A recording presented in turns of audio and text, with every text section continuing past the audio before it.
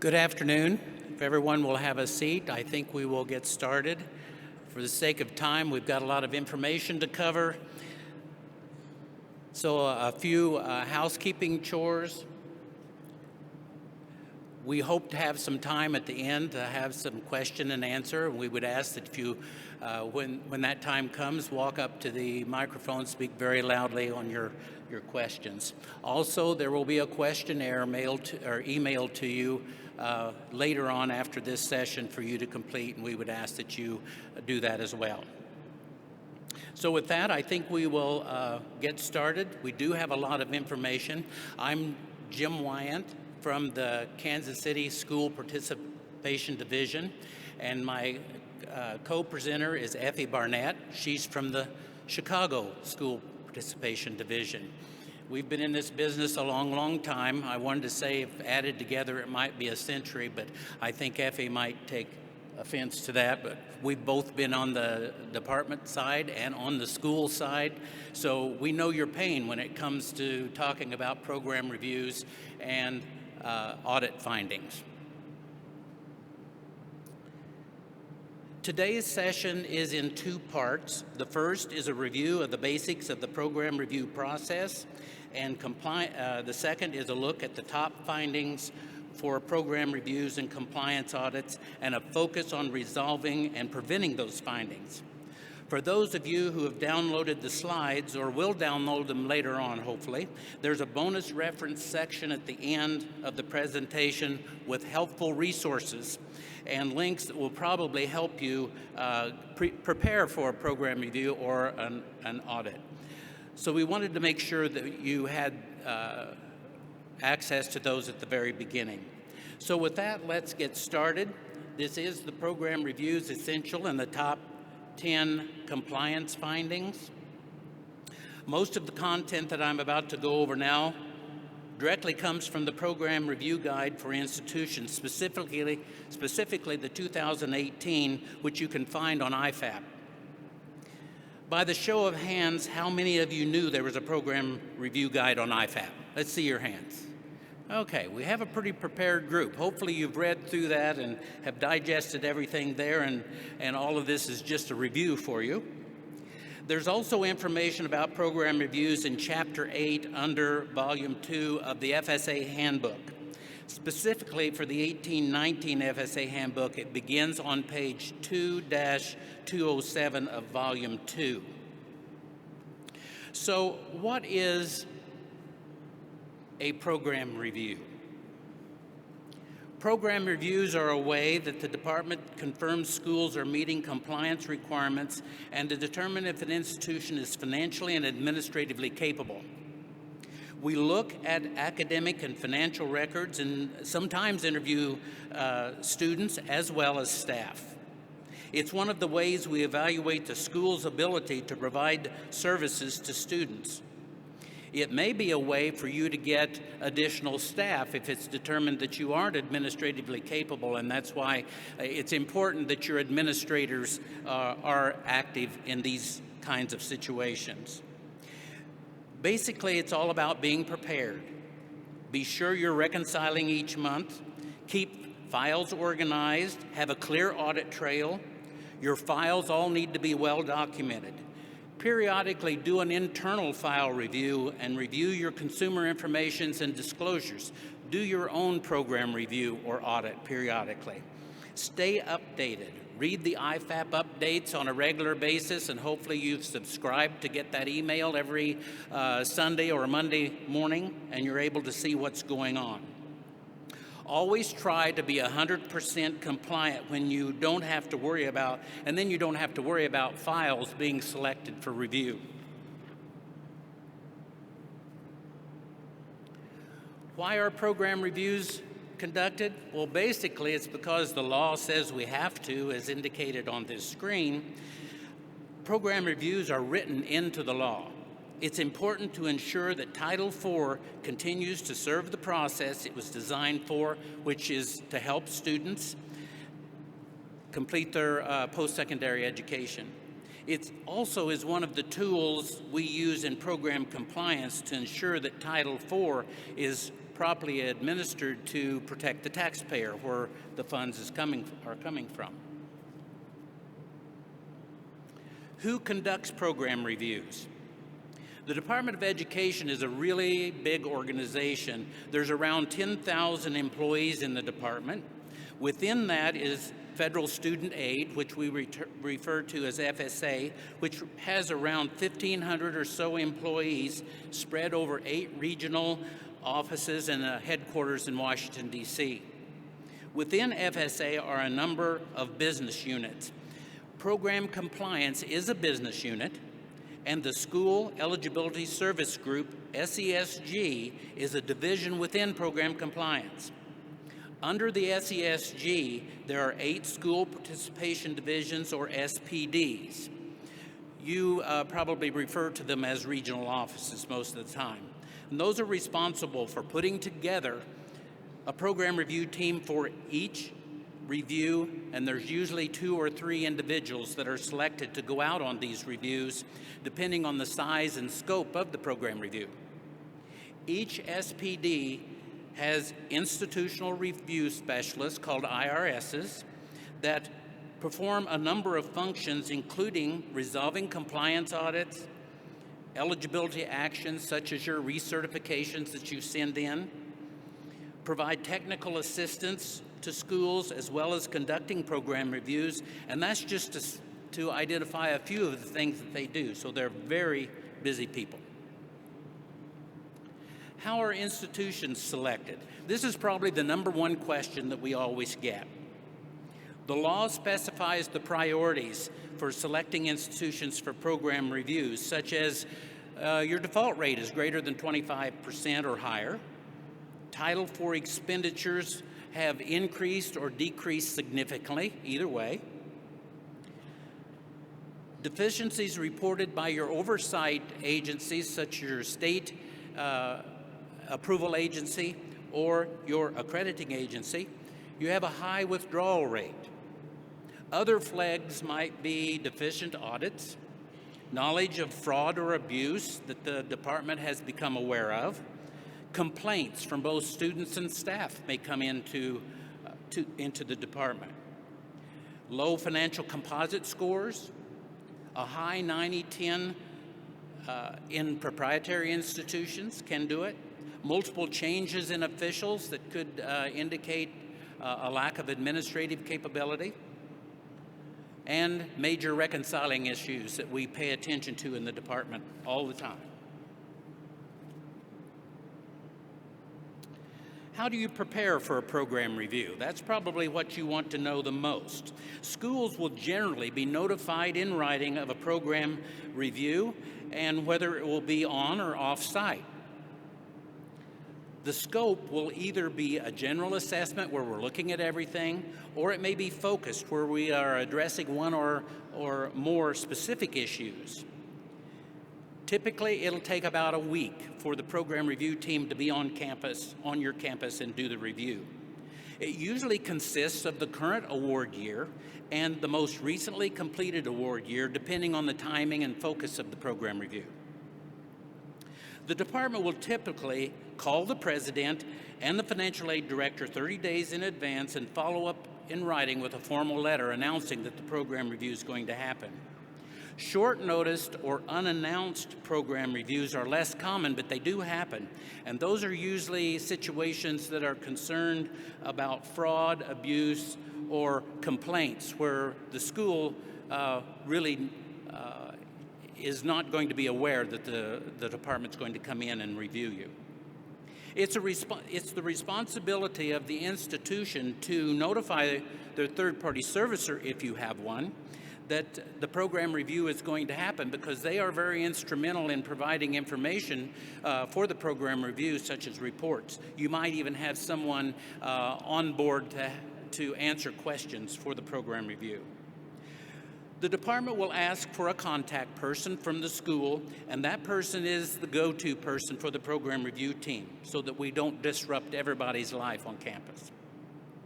The school must respond to the announcement letter, and you should be sure to follow the instructions to protect any personal identifiable information, PII, of students. That is a serious concept with the department, that be protected. And we will be asking you for a lot of PII, sometimes electronically, and if that's the case, you need to password protect that if you're sending it electronically.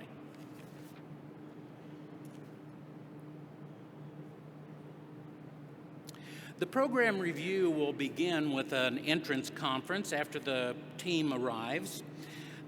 Introductions will occur on both sides for the department, and for those that you've invited as the financial aid director have invited to be at the entrance conference. It's important that you have your upper administration there so that they can understand how complex that financial aid administration can be. The program review team will usually explain if it's a general or a focused review and which award years are being looked at. The team will also discuss any missing documentation that's still needed to begin the review and when it will be needed. An exit interview for the end of the week will usually also be scheduled at that time. The school will usually be provided with a student sample list at this meeting, usually of about 30 files or more, and it will include a list of documents that are needed for those students, such as their financial aid file, their ISER, verification documents, their ledger card, transcripts, all of those types of and pieces of information that's needed to administer Title IV. It's the same information that your auditors generally ask for. The school should document in each student file that the department has asked to review that file. FERPA requires that to occur, and you put that documentation in each file. Appendix E of the program review guide has a sample for you to print off and be ready for that. The process works the same way for an off-site review, although you'll be required to send most of your information electronically, and interviews and such will be handled by conference call.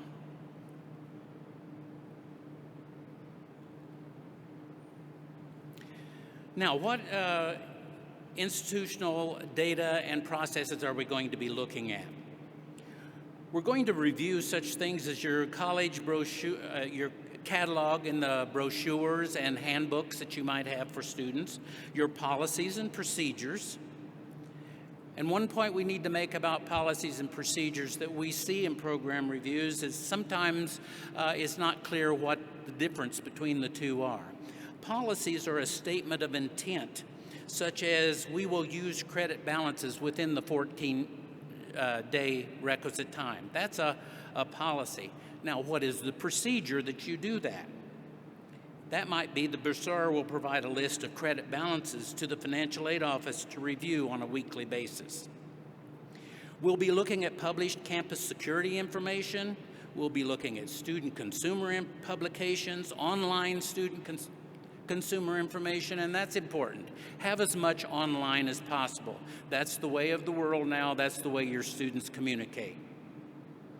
We'll look at all your institutional forms, applications, and worksheets, and we'll be doing a number of staff interviews.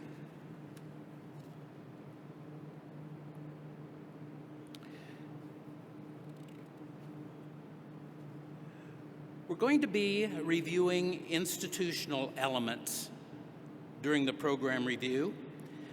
And you've got to remember that there are 3 criteria that must be met in awarding Title IV aid.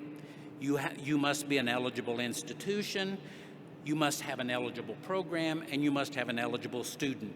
Those are all critical in that process. Critical elements are attested to ensure compliance with federal regulations. For eligible institution, we're going to be looking at state and accreditor approvals, eligible locations are approved, administrative capability, do you have knowledgeable staff, Do you have adequate policies and procedures in place? For program eligibility, of course, you probably know that and are familiar with it.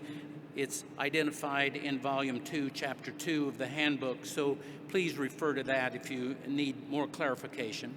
Consumer information is a big one. You need to look at the FSA assessments on the IFAP website.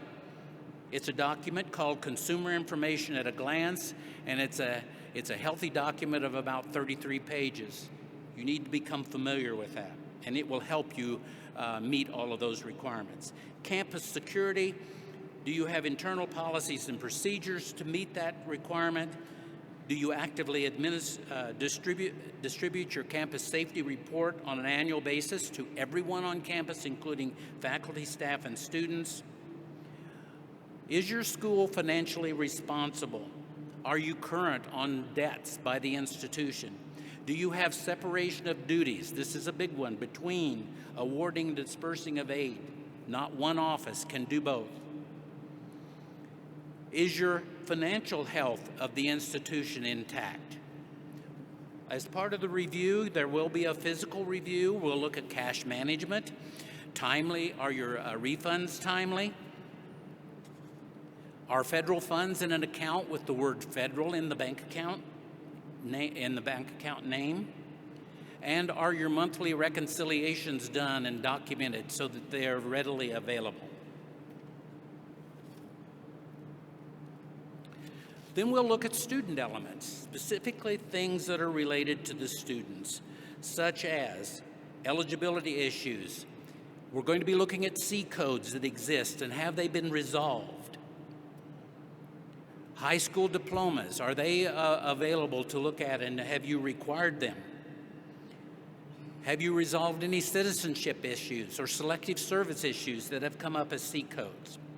If you're an attendance-taking institution, do you have applicable attendance records? That's specifically important for the non-term schools, the clock hour schools, those that are required to take attendance. You must ensure that students have completed the actual hours in the payment period before you make your next disbursement on those kinds of schools. Is your cost of attendance accurate? Ensure that there's no over-awards of need-based aid. Credit balances, are they made available to the student in the requisite 14 days? Are your enrollment statuses accurate for full-time, part-time, three-quarter and a half time? Are your Pell Grants calculated on those enrollment statuses? Professional judgment. Do you have documentation in the student's file? And more importantly, do you even have a policy?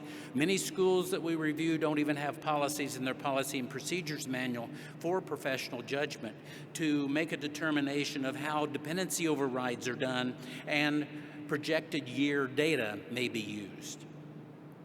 Are your return to Title IV calculated correctly? Are your refunds done timely? Do you offer post-withdrawal disbursements if applicable, and are they documented in the student's file? Satisfactory academic progress.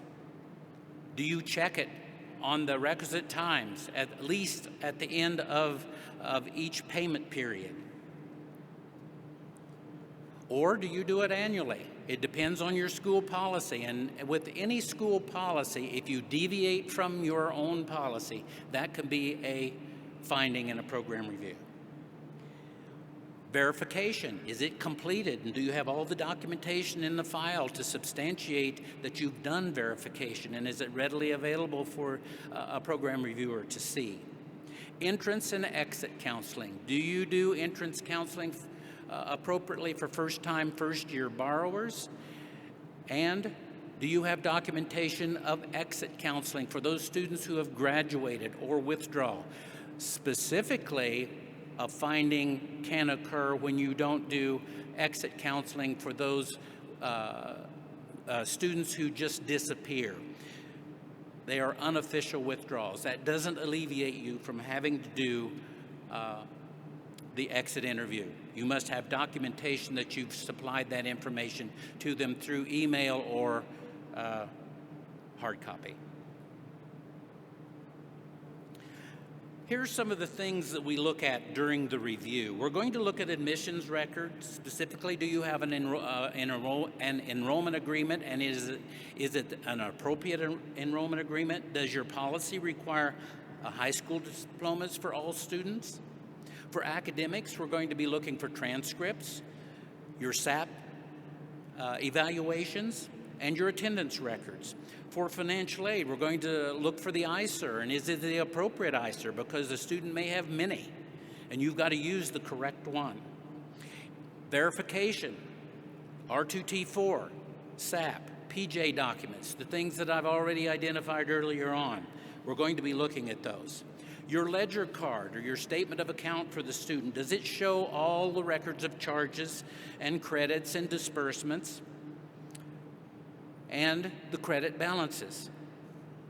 Your ledger card should have a running balance. Otherwise, credit balances cannot be evaluated appropriately. So it's extremely important that it have that. Certain school records will be compared to department records, and there's three general categories that we're going to look at: NSLDS, COD, and CPS. For NSLDS, have you looked to see that there are no defaults for the student or any overpayments? Is the enrollment status reported timely and correctly for your students? Is the Pell LEU not exceeded? Have you made sure that the direct loan subsidized usage has not exceeded 150%? On COD, compare your disbursement dates to the ledger card. In fact, the ledger card is the true disbursement dates, and you set up COD with expected disbursement dates. So you've got to reconcile back to your ledger card the actual, or to COD, I mean, the date that was on the ledger card, because that becomes the true one, not an expected one. For CPS, we're looking for the eligibility issues that are identified by C codes that I've already mentioned earlier, such as citizenship, defaults, selective service. And have you used the correct ICER to process your aid when there are multiple ones? Reviewers may interview students and staff,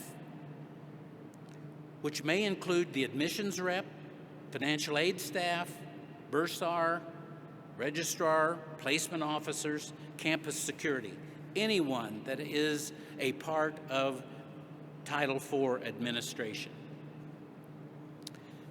At the end of the program review, there will be an exit conference. During that exit conference, usually it will be the same individuals from your school that were there for the entrance conference. Preliminary findings are going to be explained. And keep in mind, they are preliminary. They're not final. A lot of work has to go into this program review before they become final, and we'll talk about that in just a few minutes. The review may require the school to take corrective action as soon as possible and not wait for the program review report, especially if there are issues that are systemic. An example is your R2T4. If you're using wrong dates, all your R2T4s are going to be incorrect, and the program review team is not wanting you to continue making errors from that point on. So they will ask you to make those revisions right away. But generally, we tell you don't be paying back funds on a preliminary finding, because sometimes preliminary findings don't become real findings at all. And you may have created a reconciliation issue for yourself.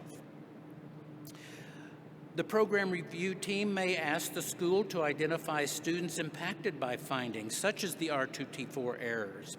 Additional documents may be requested at that time, and probably will. Areas of liabilities may be identified, but the actual liability won't, because there's, as I've mentioned, there's still a lot of work that has to occur. And lastly, in the exit interview, the next steps will be identified in regard to how the review process will continue from that point on. There are basically three possible outcomes that can occur as a result of a completed program review.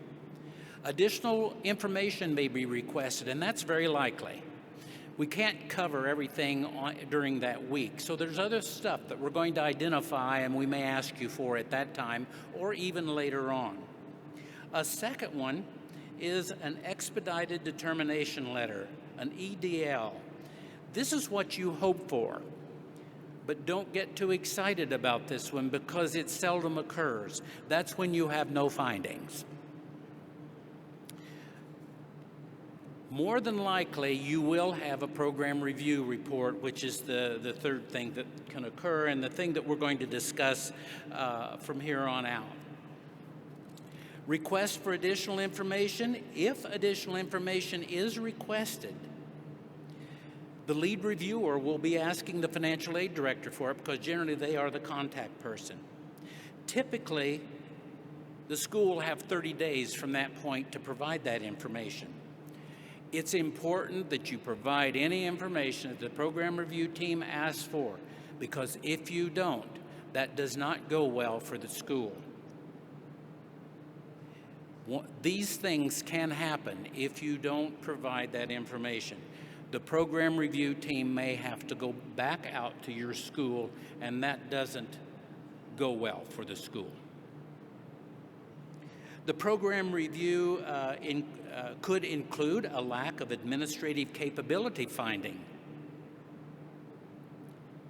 And there may be grounds for the program review team to refer the school to the Administrative Actions and Appeals School Group for administrating action.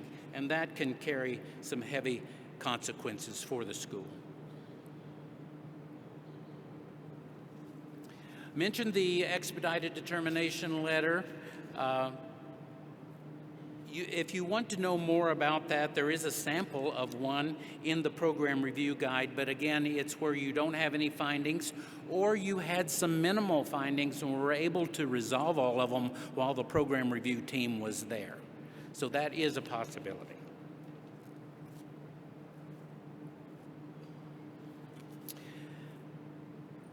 The program review report has this information in it. It identifies findings with regulatory outcome, citations. It also identifies actions required by the institution in regard to those findings. There are several sections to it. There will be a cover page that will introduce it and give some instruction. There will be a table of contents. There will be institutional information that identifies specifically your school. There's the scope of the review and other disclaimers at the beginning. But the meat of the program review are going to be the preliminary findings and requested actions, and that's the area that you really need to focus on.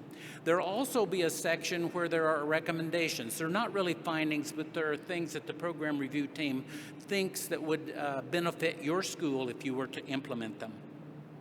And then there will be appendices and enclosures that will give more detail about your findings in the program review report. There is a sample of the template of a program review in the program review guide. Program review reports are usually, or it is the goal of the department, to provide those to you within 75 days of the week that they are there doing the program review. Doesn't always happen, but that is the goal. It will depend a lot on how the information that you've provided and how thorough it is.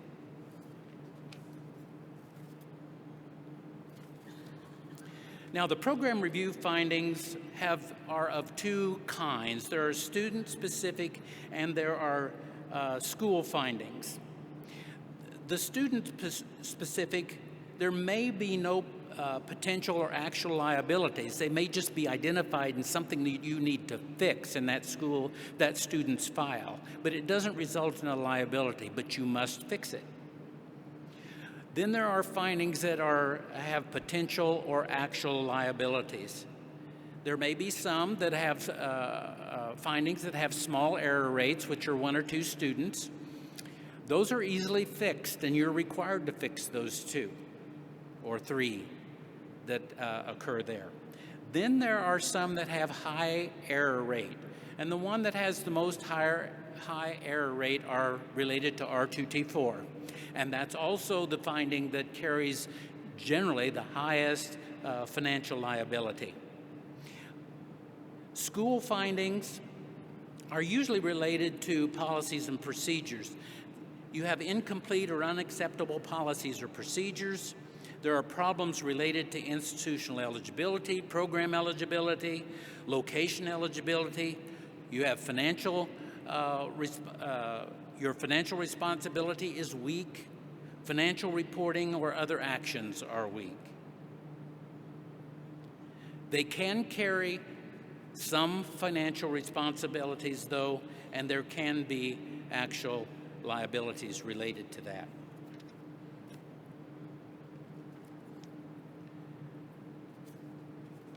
When the program review report is sent to you, it's expected that you're going to provide a written response back to each of the findings there. The school will have an opportunity to respond to each finding in writing within 30 to 90 days, and whether you have 30 or 90 depends on the complexity of the findings. If you have to do a lot of file reviews or file reconstructions where you're having to look at all students related to that finding, that will take a long time, so you're likely to have 90 days on that. You must address all the findings in the program review report. The due date is specific in the letter, and you must meet that. You can disagree with any of the program review conclusions, but you must provide adequate explanation and documentation for your stance on that. The school must document all required actions that's required, such as correcting policies and procedures, correcting a student-specific error, which may impact the student's need and require recalculation on that specific student. For file reconstructions, if such as the R2T4, if the student numbers are greater than 100, we will oftentimes ask you to give us a sample of maybe 10 or 12 students with the corrections that we've asked for to make sure you're doing it correct. There's nothing worse than for you to have 500 students that you've done incorrectly again. And so we would review that and get back with you, and then you would finish the file reconstruction. The school can request an extension if more time is needed with good cause, but you must explain why you need that. And if an extension is granted, we usually will give you a new date to meet that extension.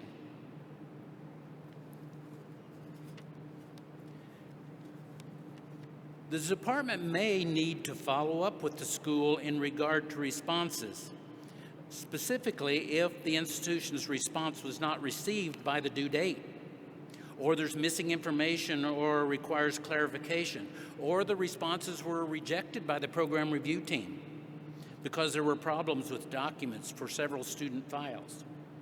If the school responds timely and appropriately, though, that is, no further action is needed by the school at that time, because the program review team will be reviewing all of it and getting back with you for the final stage of the program review process, which is the FPRD, which is the department's final determination. Each finding is identified in the final program review report by a number. And if the finding has been closed because of your response, that happens quite often. You can resolve many of those. If a student is identified in two findings, rest assured there will not be duplicate liabilities. For instance, a student may be identified for both a finding and R2T4 and verification. But because of the aid that they have, you only have one finding as far as financial liability. The school needs to follow the repayment instructions if a liability is identified very thoroughly. Also, the department copies the final program review determination to your state authorizing agency and to your school's accreditor. The FPRD is subject to FOIA, the Freedom of Information Act, so it is put out there on a public website. But student-specific information is redacted, so you don't have to worry about PII being being viewed. Further actions might be required of the schools, such as disbursement adjustments in COD, G5 adjustments, or payment of liabilities. After all is said and done, hopefully there's going to be a closeout letter soon to close out your program review. That's a relief for you when that comes. But it's only after you've satisfied all of the requirements of the FPRD, including repaying any financial liabilities or making an arrangement for financial liabilities. You can appeal the monetary liabilities. The school needs to file that appeal, though, within 45 days of receiving the FPRD. The FPRD has very detailed information about that process. The school doesn't pay any liabilities while it's under the appeal process. And you can look at the program review guide to find out more specifics about that. So that's all there is to it, a very simple process, right? You're supposed to really laugh at that one. So far we've discussed why program reviews are conducted, how institutions are selected, what's covered during a program review. We've reviewed the specifics of a program review process. Finally, we discussed the reports resulting from the program review, and now it's time for us to look at the actual program review findings and the audit findings. And to discuss these, my colleague, Effie Barnett, will give you all the detail. Effie?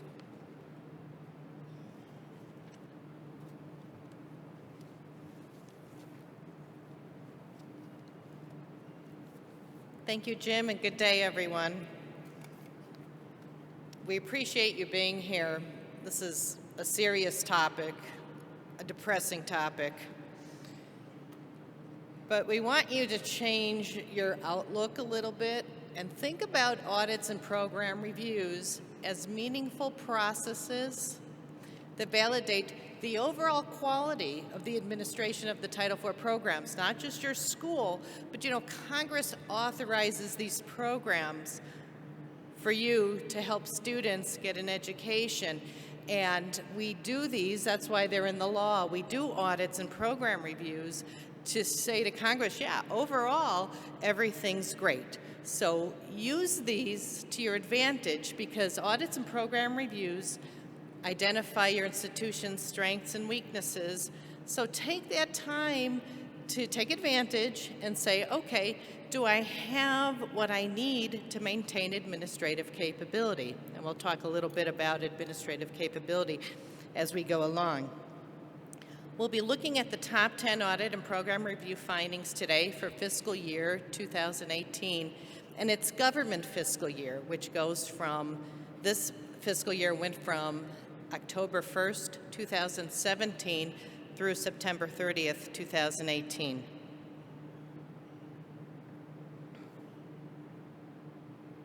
Uh-oh, what did I do? Did I just do something? Oh, wait, here we go. Saved by the clicker. Okay, whoops.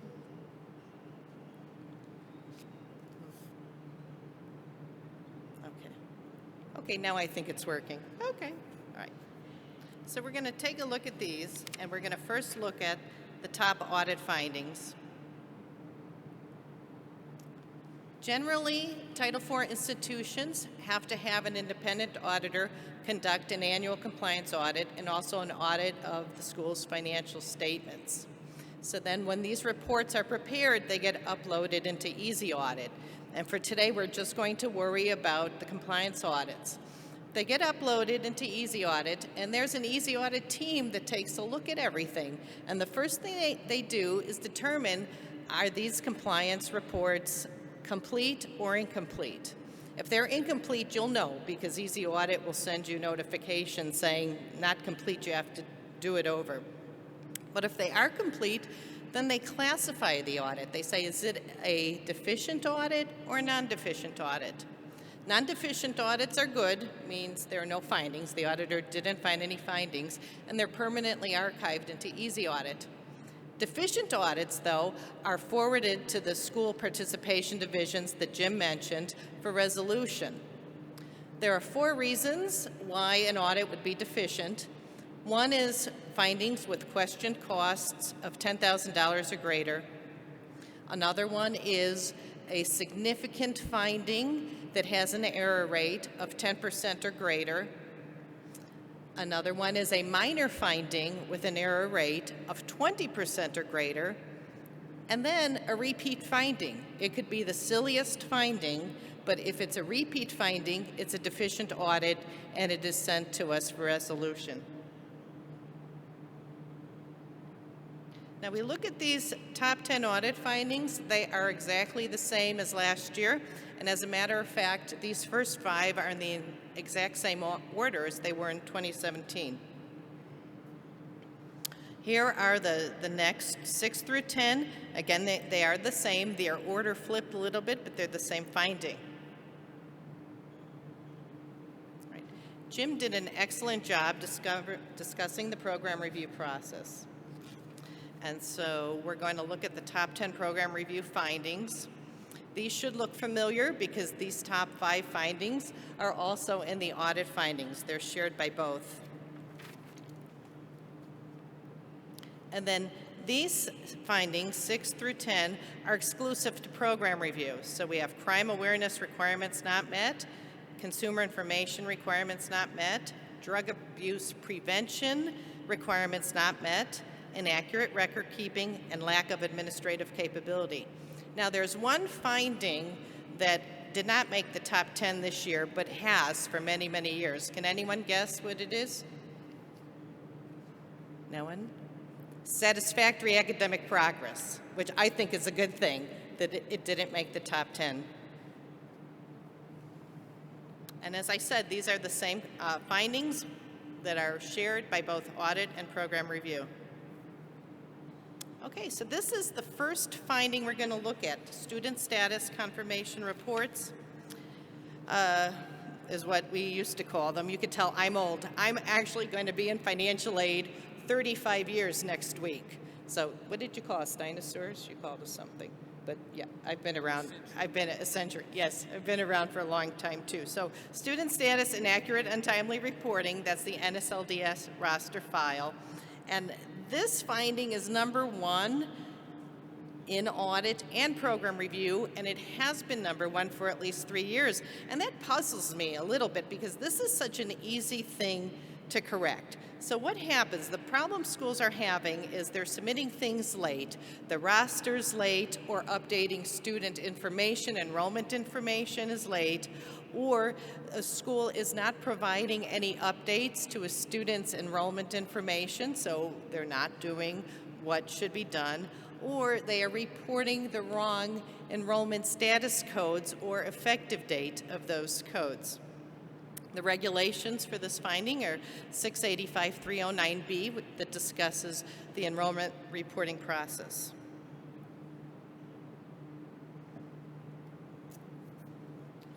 There are several solutions that we could talk about for this to help you avoid having this finding. I'd like to see it come off the top 10 list personally. Maybe next year I could go, great news, this is off the top 10 list. But find out who is responsible for submitting the NSLDS roster file. If it is a registrar's office, then meet with them and say, hey, did you know this has been the number 1 audit and program review finding for at least 3 years? We don't want to be there as well. We don't want to join that party, so let's make sure we're doing okay. Let's take a look. Are we submitting this on time? We say you have to submit it every 60 days, but many schools set up an electronic process and do it every 30 days. Talk to your registrar about the codes. If your student graduated, they should have a code of G and not W for withdrawn. I know many big schools used to do that, and it still seems to be the case. And you have to be very careful with that because the department does data mining in order to figure out who's going to get a program review. And on one of Jim's slides, the one that said how are institutions selected for program reviews, the law says high dropout rates. So the department's not thinking, oh, XYZ school, they must not have done the right code for their NSLDS roster files. They're looking at it and saying 80% of their students are withdrawing. They have a high dropout rate, therefore we're going to go do a program review. So make sure you're using the correct codes, and those codes are in the NSLDS Enrollment Reporting Guide. And one more thing about submitting the information timely, set up a process to make sure you're tracking a student's enrollment changes and those changes are being reported to NSLDS, because one thing that's even worse than you getting this finding is what's happening to the students. Because if a student withdraws, let's say I'm your student and I withdrew December 1st, but you somehow missed that I withdrew, and then you find out August 1st of 2020 that I withdrew, and then update NSLDS, I just lost my 6-month grace period.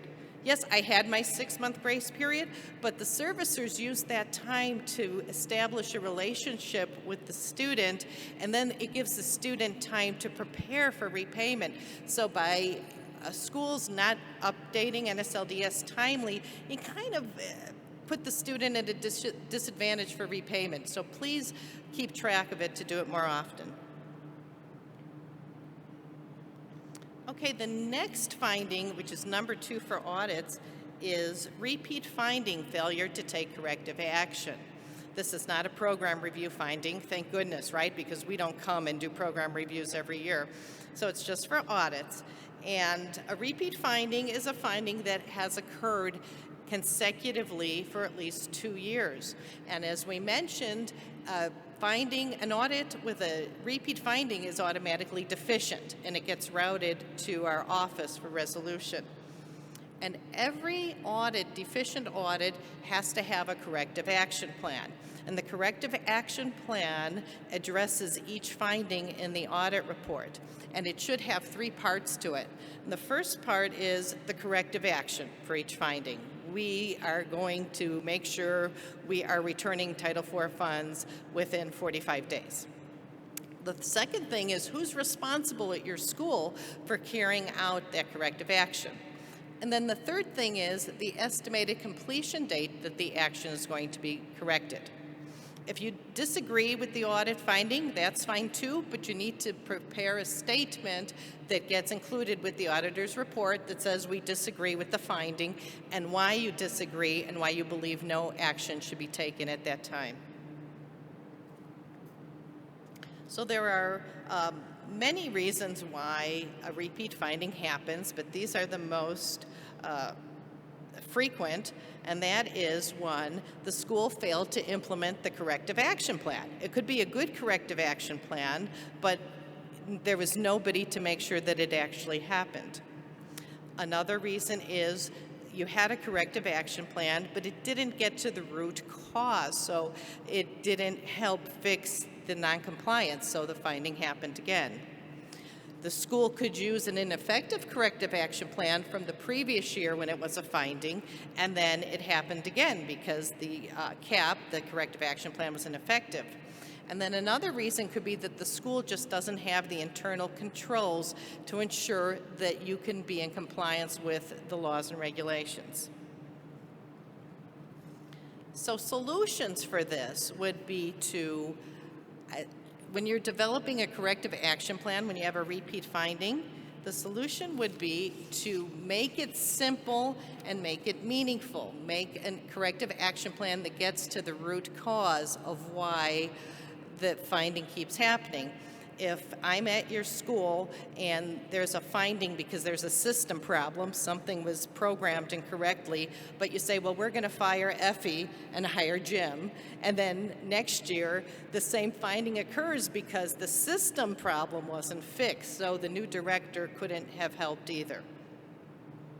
And create policies and procedures around your corrective action to make sure they're working, and periodically check. Is this working? Are the new policies and procedures working? Is the corrective action plan working? It's okay to quarterly look back and check, so when the auditor comes back, you don't have the same finding.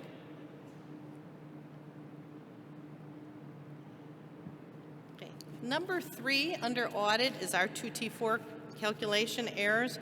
That is number 4 on our program review top 10. There are many reasons why R2T4s are incorrect. There are incorrect number of days used in the payment period for credit hour programs. Remember to exclude scheduled breaks of 5 days or more. If the school is a clock hour school or has clock hour programs, they are using the actual hours the student attended instead of the scheduled hours, which is what is supposed to be used. Many times, incorrect aid is put in the could have dispersed column in the R2T4 calculation.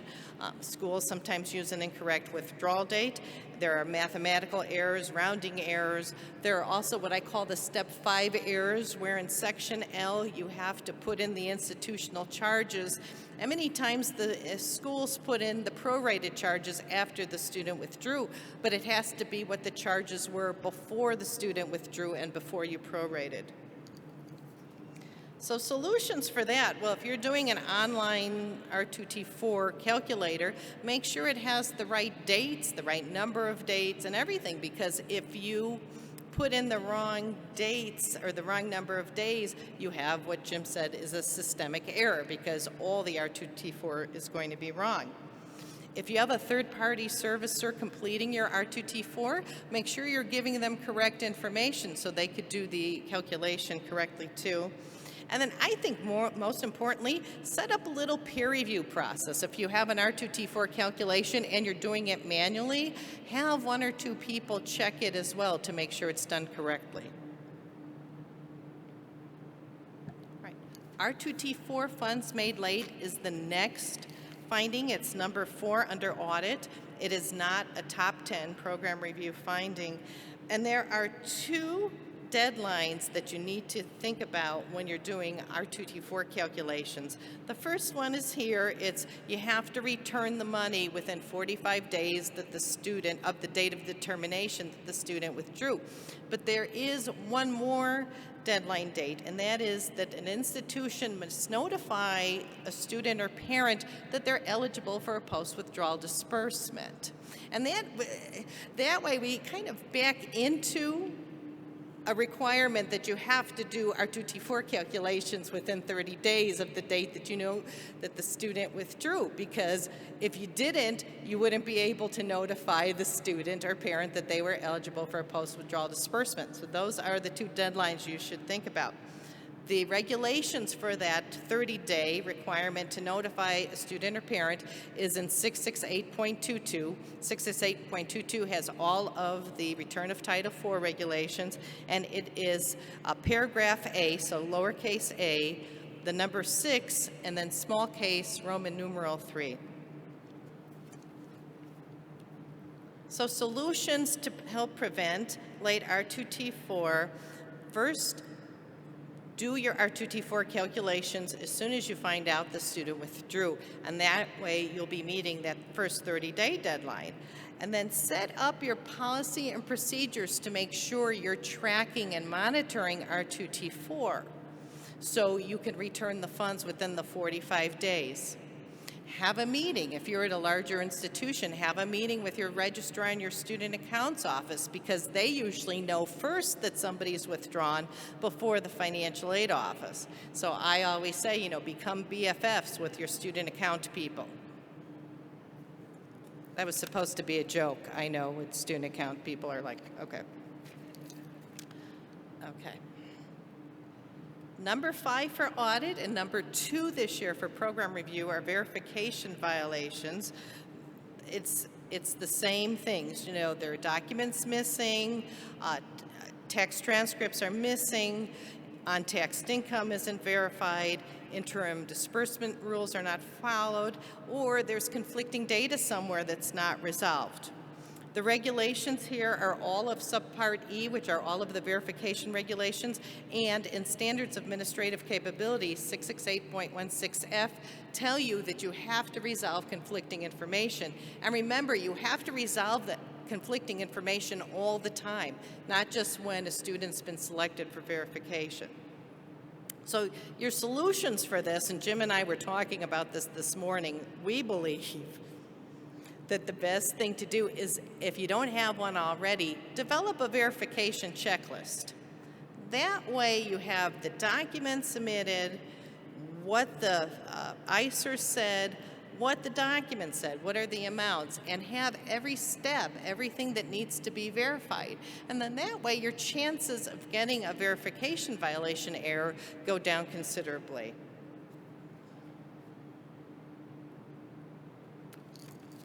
Okay, the next finding, and this is only for audits, is the qualified auditor's opinion cited in the audit.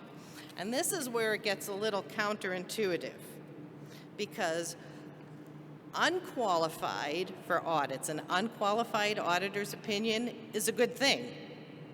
That means it's a clean opinion. Anything other than an unqualified opinion is called a modification to the auditor's opinion.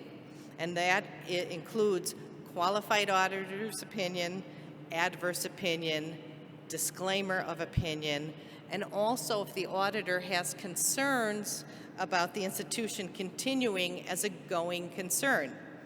That too is, to me, is counterintuitive, because when I think of going concern, I'm thinking of something not good, but going concern is a good thing.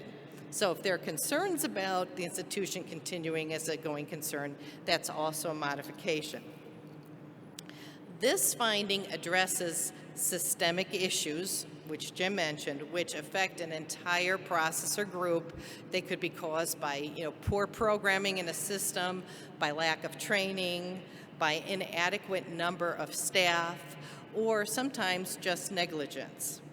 And solutions to help you work that through, I think the most important thing is that this typically is not just a financial aid office issue.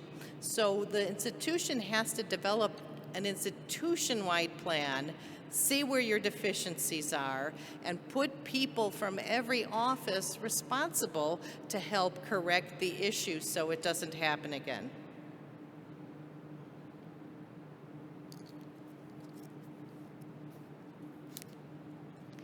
The next finding is student credit balance deficiencies. It is the number 7 top finding for audit. Oops. There we go. And the number 5 for program review. And it's the same findings as in the past. Credit balances aren't being released to students within 14 days. Sometimes schools can't figure out what is a Title IV credit balance and what isn't for a student. Or we see authorization statements that are not in compliance. And then this is kind of critical. I had a school self-report this not that long ago. Credit balances aren't being released. Even if you have an authorization statement, they have to be released by the end of the loan period if it's a loan credit balance, or by the end of the award year if it's not a loan credit balance. So solutions for this is to conduct, to me, periodic assessments. Take a look. Are we issuing credit balances? Take a look at your authorization statement. Does it comply with our requirements? We have a sample authorization that you could use, or at least you could take a lot out of it, and it's in Volume 4, Chapter 2 of the Federal Student Aid Handbook. The government doesn't have any copyright things. We want you to take our information. We want you to use it. So go ahead and use that, because you need to pay the credit balances, and you need to pay the credit balances at the end of the year, like I said, even if you do have an authorization statement. Okay, next up is the deficiencies called entrance and exit counseling deficiencies, but the deficiencies we're seeing now are just under exit counseling, that they're not being conducted, or the school did not document that they conducted them for withdrawn or graduate students. The school is not mailing exit counseling materials to students that left and did not complete exit counseling, or exit counseling is being completed late. The information is being mailed to the students late. So there are a few solutions for that. Develop your policies and procedures to make sure you know that a student withdrew, because you have to send the information out to the student. I believe it's within 30 days after the date of determination that the student withdrew, and you can mail the information or you could email the information as well, as long as it's an email that's not associated to the school. And then another suggestion is you could make exit counseling a requirement for graduation. You know, before you get your cap and gown, you have to complete exit counseling, something like that. And then post the information on your website. Post the studentloans.gov website. Post the information that when you leave school or graduate, when you withdraw or graduate, you have to complete exit counseling. Next up is Pell Grant overpayment, underpayment. This is number 9 for audit. It is not a top 10 program review finding. Schools are using the incorrect Pell Grant formula, or calculations are done incorrectly. Either the school's not prorating when they should prorate, or the proration isn't correct. Sometimes the incorrect EFC is being used if there were changes to the ICER and the EFC changed.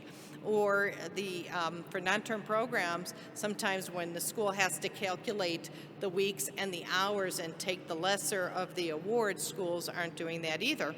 Another important issue that's occurring is that students might be in a term program and they were full-time for fall, but then spring they drop down to three-quarter time or half-time, and the school doesn't check the enrollment status before it disperses the Pell Grant, and then you have an overaward.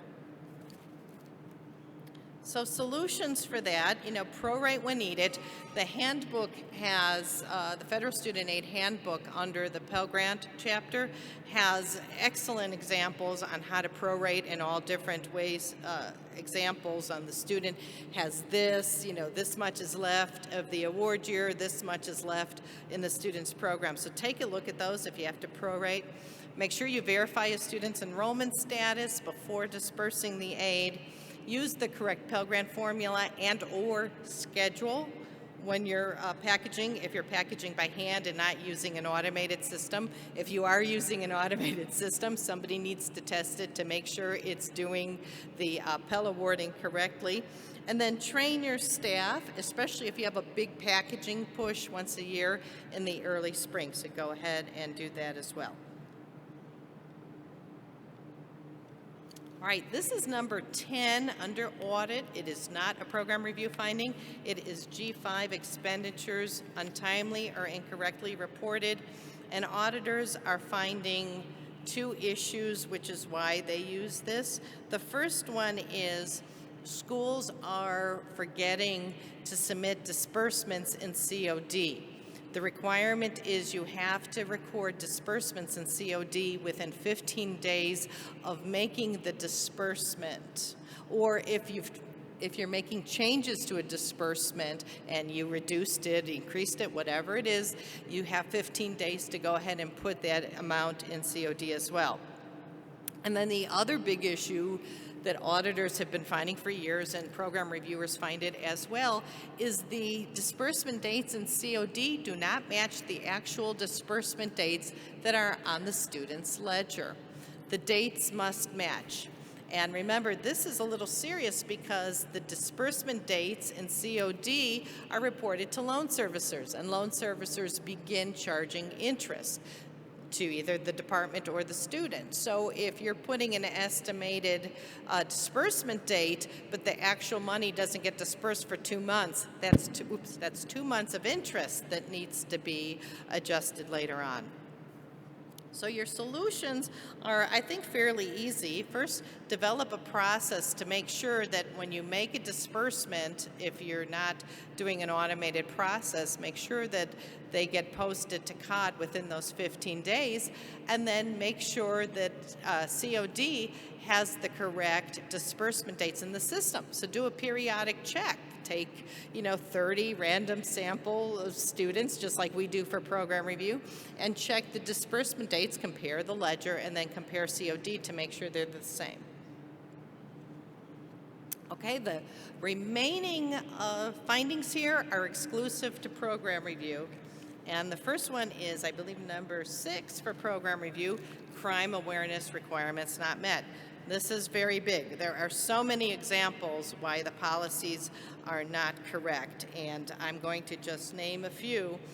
Schools fail to include all reportable offenses in the crime statistics report. There are inadequate or incomplete or incorrect policy statements. We see that all the time. Schools fail to publish and distribute the annual security report that must be done by October 1st. They fail to issue timely warnings in response when there's a campus crime incident. And program reviewers have told me back in Chicago that there's still a lot of information missing on the Violence Against Women Act. There's so many things that you have to put in there too, with dating violence, domestic violence, stalking, sexual assault, that information is missing from your policy statements. And we have a session here at the conference, the Clery Act. One was this morning, and then there's another one Thursday, and that's at 11:55 to 1:10 p.m. So if you cannot attend that session, at least download the presentation and give it to whoever's in charge of Clery at your institution, because I'm going to read some information from one of the slides from that presentation, and it is our enforcement, the department's enforcement options for campus security violations.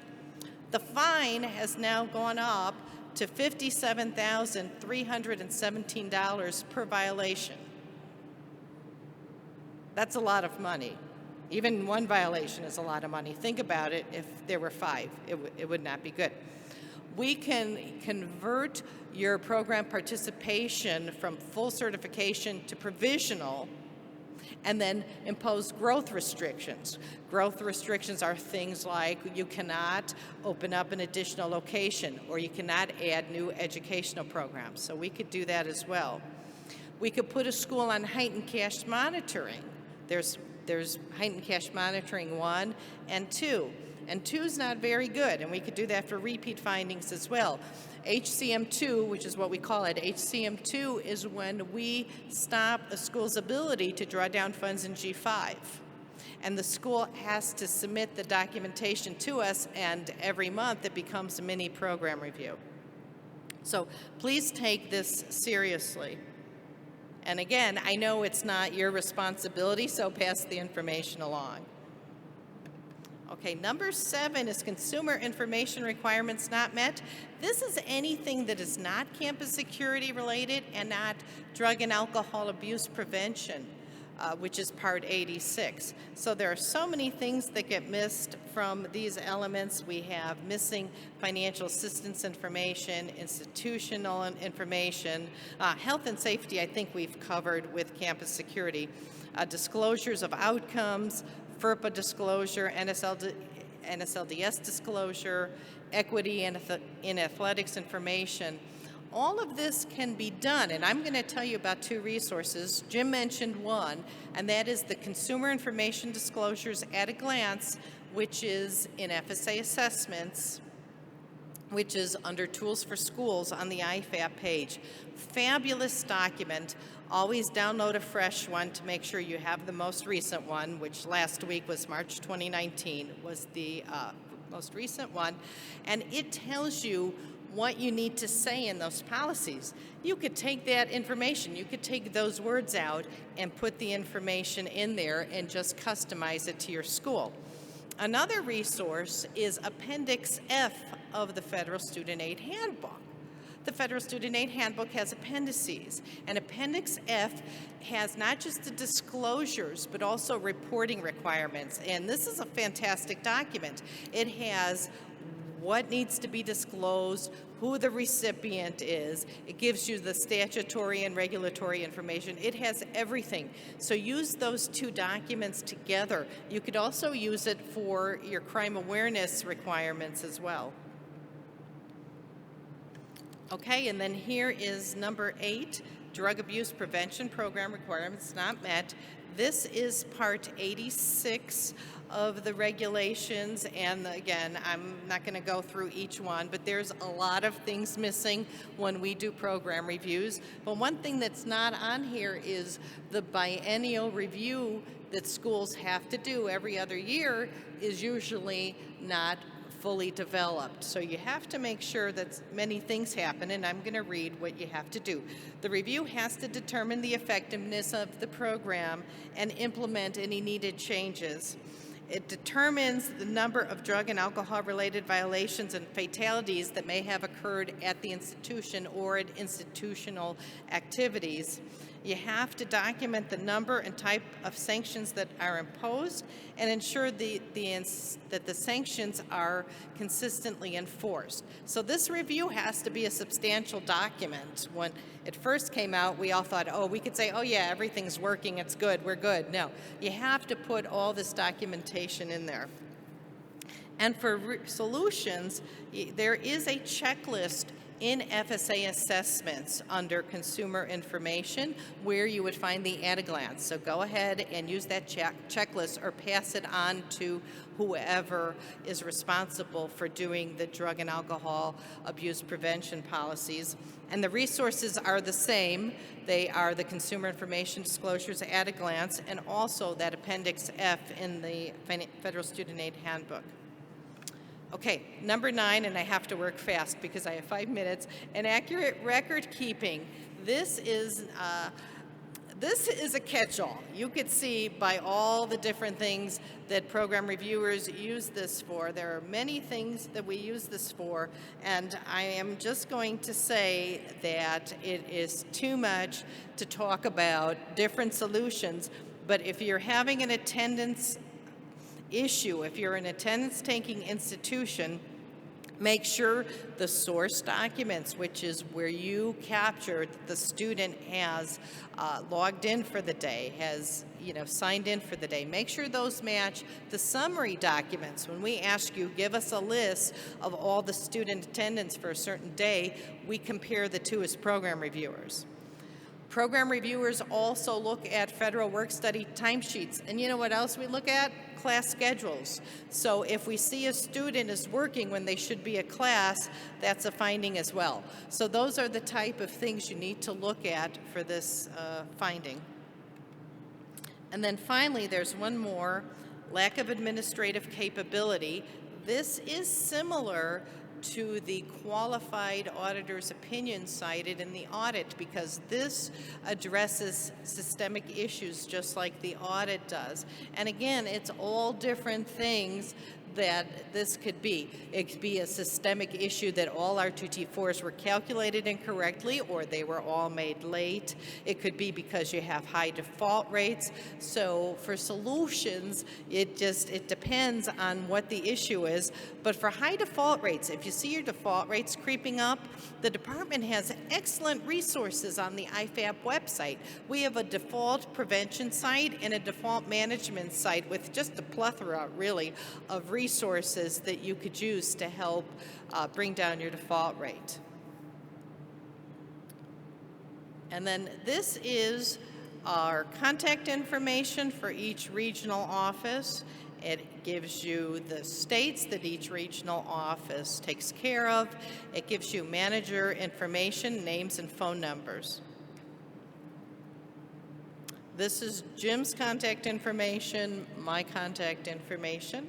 If you have any questions, just call Jim. And then now we can open it up to questions and answers. Thank you very much.